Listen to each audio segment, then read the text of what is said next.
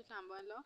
So in today's video, we'll start with chapter 13, appointment and remuneration of managerial persons. तो 196 क्या बोलता है? Appointment of managing directors, whole time directors and manager. So no company shall appoint और employ at the same time. Managing director and a manager एक time पे employ नहीं होना चाहिए उसी लेवल पे. देन जो managing director, whole time director, manager, उनका टर्म 5 साल से ज़्यादा का नहीं होना चाहिए. देन अगर रीअपॉइंटमेंट भी हो रहा है अगर किसी का, तो उसका रीअपॉइंटमेंट 1 साल की ड्यूरेशन में, उसके रिटायर होने के 1 साल की ड्यूरेशन के अंदर नहीं होना चाहिए, उसके रिटायर होने से पहले. अब उनकी एज क्या होनी चाहिए? उनकी एज 21 टू 70 ईयर्स तक की एज का होना चाहिए. अगर 70 साल से ऊपर किसी को बना रहे हैं तो एक special resolution with the explanatory statement pass होना चाहिए for appointing such director. Then insolvent नहीं होना चाहिए. देन पेमेंट्स, जो भी क्रेडिटर्स हैं उनकी पेमेंट नहीं की है ऐसा नहीं होना चाहिए, उनका ड्यू है कुछ अमाउंट. या फिर कोई ऑफेंस का कन्विक्ट नहीं होना चाहिए जिसकी सज़ा 6 महीने के ऊपर है.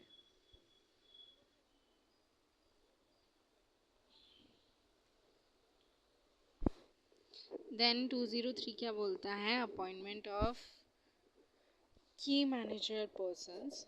तो की मैनेजर पर्सन्स कौन कौन होते हैं? Managing director, CEO of the company, whole time director, then company secretary, chief financial officer. तो आर्टिकल ऑफ एसोसिएशन जो जो डायरेक्टर के लिए प्रोवाइड करती है वो इनमें से वो की मैनेजरल पर्सन्स होंगे उस कंपनी का. अब एक ही पर्सन, एक ही इंडिविजुअल कंपनी का चेयरपर्सन भी है और मैनेजिंग डायरेक्टर या सीईओ भी है, ऐसा नहीं हो सकता.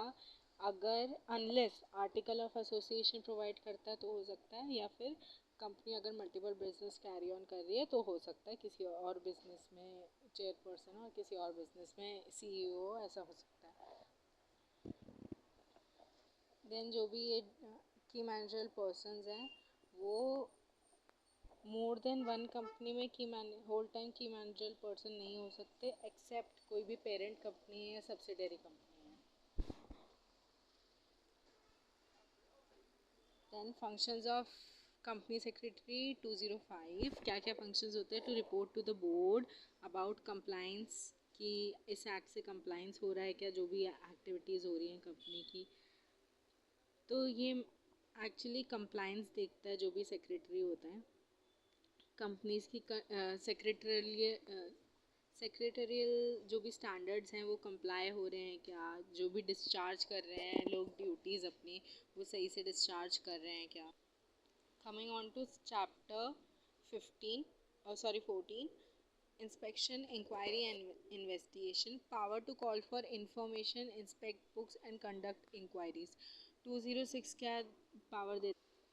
तो ये रजिस्ट्रार के पास पावर होती है क्लॉज 1 के अंदर कि अगर कोई भी ऐसा डॉक्यूमेंट जो कंपनी से रजिस्ट्रार ने रिसीव किया या कोई भी इंफॉर्मेशन, अगर रजिस्ट्रार को ऐसा लगता है कि उस पर कोई फर्दर इंफॉर्मेशन या एक्सप्लेनेशन कंपनी को प्रोवाइड करना चाहिए, तो वो इन रिटन नोटिस कंपनी को फर्निश करेगा कि ऐसा कंपनी रजिस्ट्रार के पास उसका फर्दर जो भी एक्सप्लेनेशन है उस डॉक्यूमेंट का वो या फर्दर इंफॉर्मेशन है वो प्रोवाइड करें इन राइटिंग, या टू प्रोड्यूस सच डॉक्यूमेंट्स. अगर रजिस्ट्रार को लगता है कि कोई डॉक्यूमेंट रेलेवेंट डॉक्यूमेंट प्रोड्यूस करवाना चाहिए कंपनी से, तो विद इन रीजनेबल टाइम वो एक टाइम प्रेस्क्राइब कर देगा, विद इन रीजनेबल टाइम वो कंपनी को डॉक्यूमेंट प्रोवाइड करना पड़ेगा. तो ये कंपनी की ड्यूटी होती है और उसके ऑफिसर्स की कि वो बेस्ट नॉलेज में अपने रजिस्ट्रार को with in specified time provide करें वो इन्फॉर्मेशन. अब अगर रजिस्ट्रार को वो पूरी इन्फॉर्मेशन फर्निश नहीं हुई स्पेसिफाइड टाइम में, या कुछ भी ऐसा उसे ऐसा लग रहा है कि इन्फॉर्मेशन जो प्रोवाइड की गई है वो अनसेटिस्फैक्ट्री है और फॉल्स है, फेयर नहीं है, तो वो एक और नोटिस प्रोवाइड करेगा, another notice to inspect other documents, other books of accounts, papers, कि वो कंपनी उन रजिस्ट्रार को और कोई डॉक्यूमेंट्स फर्दर फर्निश करे at such a time he may prescribe in the notice. तो रजिस्ट्रार को ये नोटिस प्रोवाइड करने से पहले अपने रीजंस राइटिंग में नोट डाउन करने पड़ेंगे। अगर कुछ ऐसा उसमें इंफॉर्मेशन में कुछ भी ऐसा मिसलीडिंग लगता है, फ्रॉडुलेंट लगता है रजिस्ट्रार को, तो या फिर कुछ ऐसा ग्रीवियंस आता है इन्वेस्टर से रजिस्ट्रार के पास, तो वो कंपनी को इंफॉर्मेशन प्रोवाइड करके रिटर्न ऑर्डर दे सकता है एंड इंस्पेक्शन कर सकता है कंपनी के किसी भी डॉक्यूमेंट में, after giving him reasonable opportunity to be heard. Then central government उन्हें क्या करती है, किसी भी अगर सेटिस्फाइड सर्कमस्टांसेस हैं तो रजिस्ट्रार को ऑर्डर देगी कि वो या फिर कोई भी इंस्पेक्टर अपॉइंट करेगी टू कैरी आउट इंक्वायरी। अगर अब जो इन्फॉर्मेशन अगर इंस्पेक्टर ने मांगी या रजिस्ट्रार ने मांगी, कंपनी ने फर्निश नहीं की, तो इट शैल बी पनिशेबल, जो भी ऑफिसर है कंपनी का, और कंपनी पनिशेबल होगी विद 1,00,000 रुपीज़। और अगर ये एक कंटिन्यूइंग ऑफेंस है तो 500 रुपीज़ फॉर एवरी डे।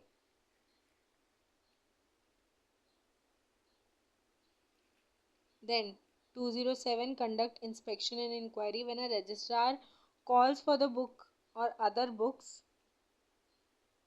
तो जो भी कंपनी के जो भी एम्प्लॉयज़ हैं उन्हें वो बुक्स वगैरह फर्निश करनी होगी अगर रजिस्ट्रार ने जो मंगवाई है, और ऑल भी जो भी असिस्टेंट प्रोवाइड करनी चाहिए वो प्रोवाइड करनी पड़ेगी। अब रजिस्ट्रार और इंस्पेक्टर की क्या क्या ड्यूटी है, मतलब क्या क्या वो कर सकते हैं, पावर्स क्या क्या है, तो they can make in cause to make copies of books of accounts, उसकी कॉपीज़ बना सकते हैं, डुप्लीकेट कॉपीज़, प्लेस कोई भी आइडेंटिफिकेशन मार्क बना सकते हैं, कुछ भी बुक मार्क ऐसा क्रिएट कर सकते हैं अगर कुछ उन्हें मिला। देन उनके पास जो रजिस्ट्रार और इंस्पेक्टर है उनके पास कौन सी पावर्स होती हैं, जो सिविल कोड में पावर्स दी गई हैं वो पावर्स उनके पास भी होती है। Discovery and production of books of accounts और other documents, summoning and enforcing attendance of persons या examination on oath, inspection of any book account और रजिस्टर डॉक्यूमेंट, तो ये सब पावर उनके पास होती है। अगर कोई भी एम्प्लॉई ने रजिस्टर या इंस्पेक्टर की बात नहीं मानी या असिस्ट नहीं किया उन्हें, तो उस पर 25,000 तक का फ़ाइन लग सकता है और 1 साल तक की इम्प्रिजनमेंट हो सकती है। और उस जो अगर डायरेक्टर कन्विक्ट हुआ है तो उसकी डायरेक्टरशिप भी चली जाएगी और वो डिस्क्वालीफाई हो जाएगा to become a director. Then section 209 search and seizure. अगर रजिस्ट्रार के पास कोई भी ऐसी इंफॉर्मेशन आती है या और रजिस्ट्रार को ऐसा रीजनेबल ग्राउंड ऐसा लगता है कि बुक्स और पेपर्स ऑफ कंपनी और ऐसी कुछ चीज़ें इंफॉर्मेशन रिलेटिंग टू की मैनेजरियल पर्सन्स, उनके डॉक्यूमेंट्स, कोई डायरेक्टर के, ऑडिटर के, सीएस के, तो ये सब डिस्ट्रॉय हो सकता है या ऑल्टर हो सकते हैं, फॉल्सिफाइड हो सकते हैं या फिर छुपाए जा सकते हैं, म्यूटिलेटेड हो सकते हैं, डिस्ट्रॉय किए जा सकते हैं। तो special after obtaining an order from special court, तो वो क्या कर सकते हैं, इन बुक्स और पेपर को सीज कर सकते हैं, और सीज की जो जो मतलब प्लेस में एंटर होना एंड देन सीज करना जो भी प्रोसीजर है वो फॉलो हो जाएगा। क्या क्या प्रोसीजर है, एंटर कर सकते हैं किसी भी प्लेस पे और सर्च कंडक्ट कर सकते हैं for such books and papers, seize कर सकते हैं वो कोई भी बुक और पेपर, या फिर उसमें से कोई भी एक्सट्रैक्ट ले सकते हैं, उसकी डुप्लीकेट कॉपीज़ बना सकते हैं। तो ये सब उनके पास ये पावर रहती है इंस्पेक्टर के पास to seize and enter in any place. अब रजिस्ट्रार और इंस्पेक्टर की ड्यूटी होती है कि 180 डे में उन्हें वापस करना होता है वो बुक, जो भी पेपर उन्होंने सीज किया था। और अगर उन्हें ऐसा लगता है कि फर्दर उसकी नीड है उस पेपर की, तो वो फर्दर 180 डेज के पीरियड के लिए रख सकते हैं by an written order. Written order receive करके वो आगे 180 डेज एक्सटेंड कर सकते हैं। देन सर्च और सीजर का वही राइट जो क्रिमिनल कोर्ट में CPC में दिया हुआ है वही उनके पास सारे राइट्स हैं। Then investigation into affair of companies. तो सेंट्रल गवर्नमेंट को अगर ये लगता है कि इन्वेस्टिगेशन होनी चाहिए कंपनी के डॉक्यूमेंट्स में into the affair of company, जो भी उसकी डेली वर्किंग है उसमें, तो वो भी इन्वेस्टिगेशन के लिए बोल सकती है। अब वो रिसिप्ट उन्हें कहाँ से मिली है, ये इन्फॉर्मेशन कहाँ से रिसीव हुई है, रजिस्ट्रार या इंस्पेक्टर से रिसीव हुई है।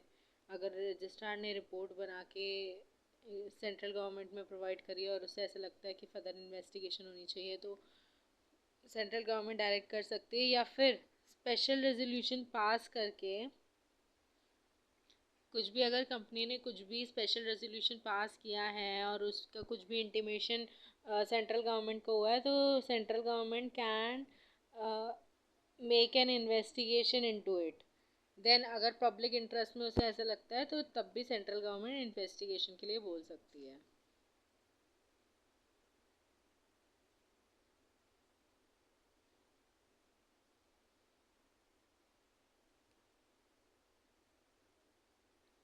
या फिर ट्रिब्यूनल का अगर ऑर्डर पास हुआ है तब भी सेंट्रल गवर्नमेंट बोल सकती है।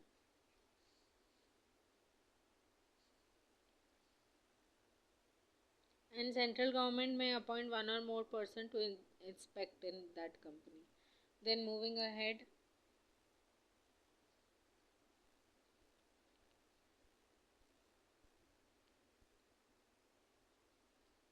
अब ये देख लिया कि अगर सेंट्रल गवर्नमेंट के पास रजिस्ट्रार ने रिपोर्ट भेजी या फिर स्पेशल रेजोल्यूशन या पब्लिक इंटरेस्ट से कुछ ऑर्डर पास हुआ, तो तब सेंट्रल गवर्नमेंट कर सकती है कंडक्ट इन्वेस्टिगेशन। बट और भी चीज़ों में इन्वेस्टिगेशन हो सकती है। ट्राइब्यूनल को अगर ये लगता है, अगर एप्लीकेशन रिसीव हुई ट्राइब्यूनल के पास ऑफ 100 मेंबर्स, 100 मेंबर्स से ने कंपनी के 100 मेंबर्स ने अगर या उससे ज़्यादा मेंबर्स ने अगर एप्लीकेशन दी ट्राइब्यूनल में, जिनके पास 1/10 ऑफ द वोटिंग पावर है एटलीस्ट, अगर उन्होंने ट्राइब्यूनल में एप्लीकेशन दी कि इन्वेस्टिगेशन होनी चाहिए, तब ट्राइब्यूनल भी इन्वेस्टिगेशन ऑर्डर कर सकता है।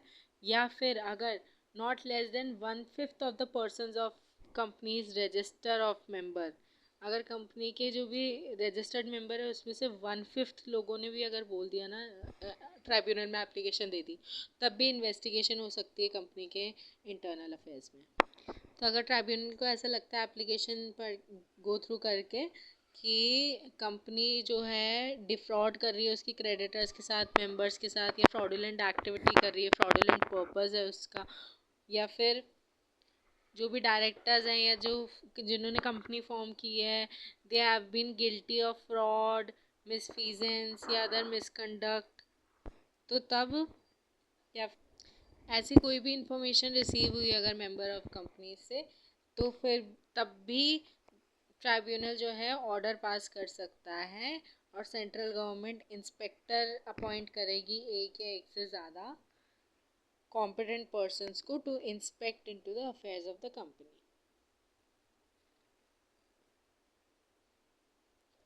आप कोई भी फर्म या फिर बॉडी, कॉर्पोरेट, कंपनी या फिर कोई भी other association shall not be appointed as an inspector, ये सब इन्वेस्टिगेट नहीं कर सकते अंदर सेक्शन 215।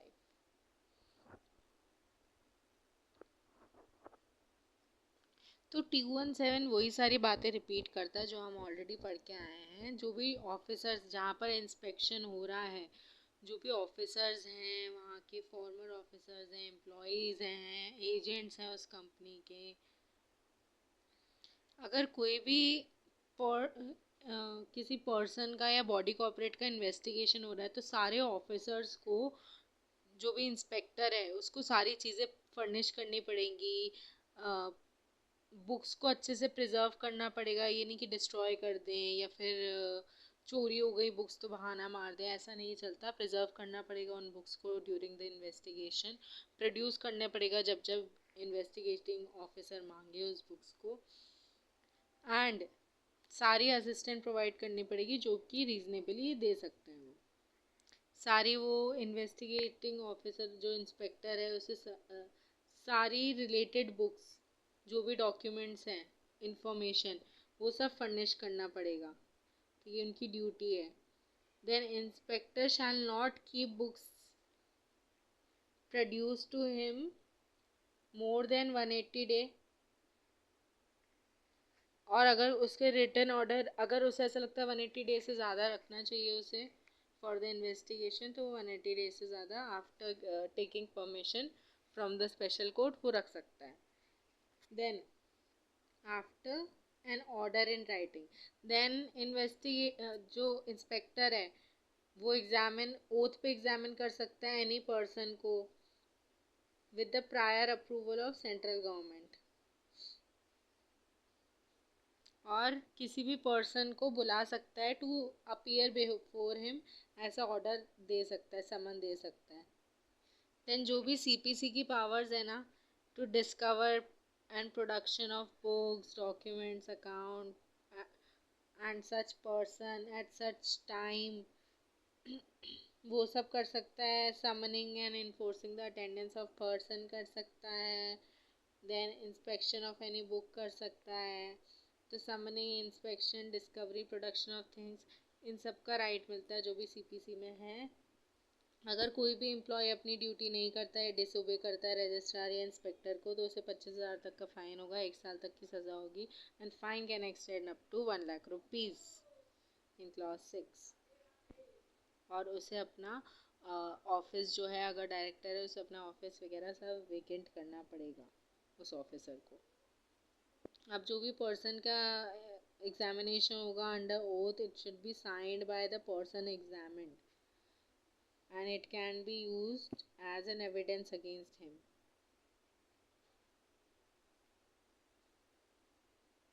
अगर ये सारी चीज़ें करने से किसी ने मना कर दिया to produce things books papers before the inspector, furnish any information, appear before the inspector, sign on the examination document, so he shall be punished with which may extend to with imprisonment which will extend to 6 months and with fine which should not be less than 25,000 which can extend up to 1 lakh rupees, and if it's a continuing offense then it can be of 2,000 rupees every day. Then central government, officers of central government, state government, police, statutory authority will provide assistance to the inspector, assistance provide करेंगे for inspection, inquiry and investigation उस company के लिए। Then moving forward, तो ये 218 क्या बात करता है, protection of employees during investigation. ये जो विसल ब्लोअर पॉलिसी होती है ना, उसकी बात करता है। तो इसमें क्या कि अगर कोई भी during the course of investigation अगर उन पर्सन्स को, किसी भी पर्सन को डिस्चार्ज करना या सस्पेंड करना during the course of investigation या पेंडेंसी ऑफ प्रोसीडिंग, तो ये रिस्ट्रिक्ट करता है कंपनीज को। अगर किसी डायरेक्टर के भी अगेंस्ट कुछ भी कन्विक्शन है ना, तो वो भी जब तक उसकी प्रोसीडिंग्स पेंडिंग है, जब तक वो कन्विक्ट नहीं हो जाता, कोर्ट का ऑर्डर नहीं आ जाता, उसके भी 30 दिन के बाद तक नहीं उसे कन्विक्ट कर सकते हैं। 30 दिन तक उसे टाइम देना पड़ेगा। अपील अगर उसे करनी है फाइल तो उसका, तो ड्यूरिंग द पेंडेंसी तो किसी को भी नहीं कंपनी निकाल सकती है।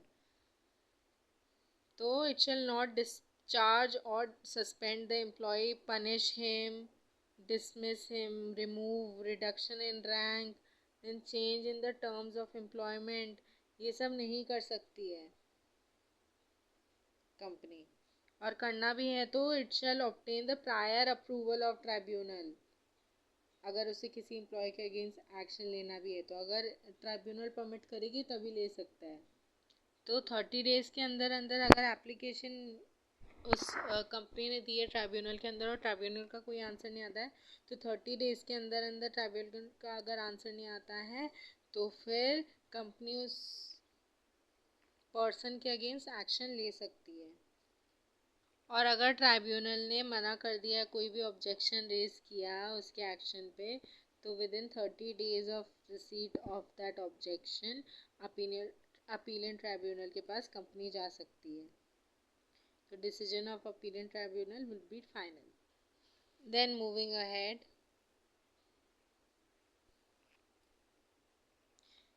तो 2 to 3 के अंदर इंस्पेक्टर रिपोर्ट भेजेगा सेंट्रल गवर्नमेंट को, जो भी उसकी इन्वेस्टिगेशन हुई इस पे जो फाइनल रिपोर्ट है, in writing, it shall be in writing, printed, and a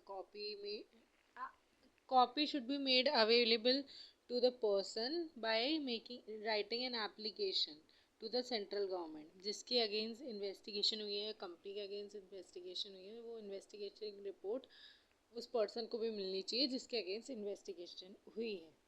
then वो इस इन्वेस्टिगेशन पे central government in section 2 to 4 कोई भी एप्लीकेशन, या तो अगर कंपनी है तो उसको वाइंड अप के लिए बोल सकती है और उस रिकवरी ऑफ डैमेज कर सकती है अगर कोई फ्रॉड हुआ है तो उस कंपनी के एसेट से, या recovery of any property of a company कर सकती है जो कि रॉन्गफुली ली गई थी.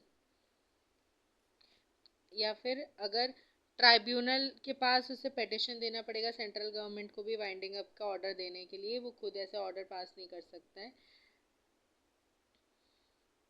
और अगर किसी डायरेक्टर ने या की मैनेजर पर्सन ने कोई भी अनड्यू एडवांटेज लिया हो और इन्वेस्टिगेटिंग ऑफिसर की जो इन्वेस्टिगेशन रिपोर्ट है उसमें ये लिखा हुआ हो कि कोई किसी डायरेक्टर ने अनड्यू एडवांटेज लिया है, तो फिर क्या हो सकता है उस पर पेनल्टी. असेट, प्रॉपर्टी, कैश, कुछ भी ऐसा अनड्यू एडवांटेज अगर डायरेक्टर ने किया है तो सेंट्रल गवर्नमेंट एप्लीकेशन फाइल करेगी with regard to disposal of asset, property, cash, जो जिस चीज़ का उसने डिसएडवांटेज लिया था, अनड्यू एडवांटेज लिया था, उस चीज़ को डिस्पोज ऑफ करने के एप्लीकेशन ट्रिब्यूनल में पास करेगी. फिर जो भी कोर्ट ऑर्डर देगा वो फाइनल होगा. इसके लिए अपील हो सकती है. देन अगर इन्वेस्टिगेशन कंडक्ट हो रही है तो जो भी लीगल एडवाइजर्स हैं कंपनी के या बैंकर्स हैं उनको ये स्पेशल राइट्स मिले हैं, उनको ये स्पेशल प्रिविलेज है कि वो सर्टेन इंफॉर्मेशन डिस्क्लोज नहीं कर सकते. तो लीगल एडवाइजर्स कौन कौन सी, जो भी कॉन्फिडेंशियल चीज़ें हैं कंपनी की जो लीगल एडवाइज़र को कंपनी ने बताई हैं, प्रिविलेज कम्युनिकेशन हैं, वो डिस्क्लोज नहीं कर सकते. या फिर banker of a company, body corporate, जो भी कंपनी के अफेयर्स हैं ऑफ देयर कस्टमर्स या बॉडी कॉर्पोरेट या कोई भी पर्सन्स जो उससे जुड़े हुए हैं वो डिस्क्लोज नहीं कर सकता बैंक. देन फॉल्स इंफॉर्मेशन अगर किसी ने भी इंस्पेक्शन के टाइम फर्निश करी तो उसकी पनिशमेंट दी है 447 में. That's it. We'll start with chapter 15 from the next video.